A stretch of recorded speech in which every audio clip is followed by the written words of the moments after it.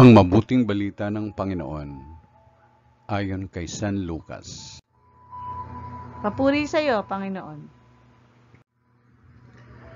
Noong panahong iyon, samantalang nanggigilalas ang mga tao sa lahat ng ginawa ni Jesus, sinabi niya sa kanyang mga alagad, "Tandaan ninyo itong sasabihin ko, ipagkakanulo ang anak ng tao, ngunit hindi nila ito nauunawaan, pagkat inilingin ito sa kanila.